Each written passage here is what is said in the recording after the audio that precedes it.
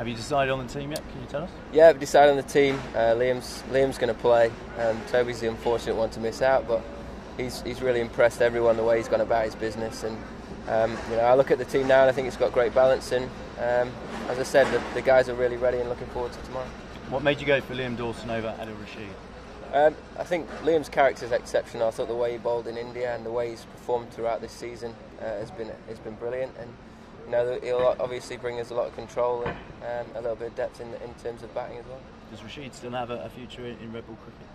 Yeah, I'm sure he does. But as far as I'm concerned, it's making sure we look after what's ahead of us now and looking at this squad here and making sure that we got our heads on in terms of getting off to a good start.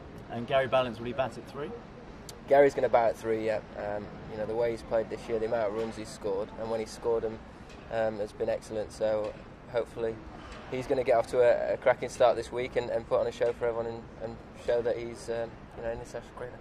The decision to recall Gary Ballance, was that yours or the management's or both? No, we had a selection meeting. It was the first time I'd ever done it, and it was quite interesting. But that's what we decided. They were looking at our top 7. They're the best 7 batters in the country, and that's really exciting to see that we're in a position now where we can go out and play and show what we can do. He's scored a lot of his runs this season at 4 and 5. Are you happy? You're confident he's going to be strong enough? He's going to be okay to go at 3? Yeah, I am. He's had his success in an England shirt when he has batted at 3. So his game's in good order. He's played really well throughout the season, and he does look a different player to last time he represented England. And I know the sort of person he is, and I'm sure determined to show everyone that he's capable to perform well at this level. And finally, from me, what sort of style of Test cricket can we expect from England under Joe Root? Are you going to continue that aggressive style we've seen from Owen Morgan? Yeah, of course it's a different format, and at times that might not allow it, but I'd like to think so, yeah. I think I want things to be quite natural in terms of the way I'll go about things, and like to think I'm quite proactive in my approach to batting and cricket, so hopefully that will rub off on the rest of the lads and the way we go about things out on the field. Take a couple more. Joe, when you walk out through the long run tomorrow, your dad, MCC member, he's going to be there. How's that moment going to be for you? Yeah, I'm sure it'll be very special. Been fortunate enough to experience that before on a number of occasions, and I'm sure it'll be an emotional time for him as proud dad as well. And just overall, how do you feel the eve of the Test match now? What are your thoughts?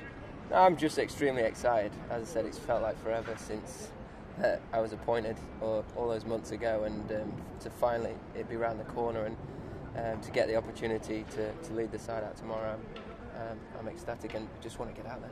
Do you think you've changed? Because it's been a long time since you've been given the captaincy. I wouldn't necessarily have changed too much. I've obviously had to think about a few different things, but in terms of who I am, I'd like to think that I've just been myself. Joe, I'd just like to ask you, not necessarily from cricket, maybe from cricket, but from other sports, which sort of captains have you admired growing up, and maybe anyone's leadership, or who did you look to when you were growing up? I think naturally you relate to cricket and look at previous England captains, guys like even Steve Waugh, Michael Vaughan, Nasser Hussain. They're obviously guys I grew up watching, and it's sort of an obvious obvious captain to look up to. In terms of other sports, I love football and golf, and as a Sheffield United fan, probably Chris Morgan being the most aggressive captain you probably can think of, but as what a legend Sevi Ballesteros was in terms of Ryder Cup captain. And I just want to ask you as well, you must be very proud of your own Test average at the moment, up over 50. How are you going to get that balance right? Because sometimes the pressure, actually things you've got to think about might have to fall by the wayside in terms of captaincy and the extra things you've got to think about. I don't really look at it like that. I just see as every time you go out to bat, you've got an opportunity to affect the game and either wrestle the momentum back in your side's favour or take it even further away from the opposition. So that approach won't change in terms of my batting. I'd like to think I'll go about things pretty much exactly the same and just look to make sure that I contribute as much as I can in that department. And how well do you think you might sleep tonight? You're a good sleeper, and generally before a test match, is there more things to think about this time? No, I'm normally a terrible sleeper, if I'm being honest, but I'm sure I'll be quite tired by the end of today, and I'll get some good sets in. Good enough. Good luck. Last one from James. No, I'm done. Okay. Cool. Thanks. Thanks very much. Very well. Guys.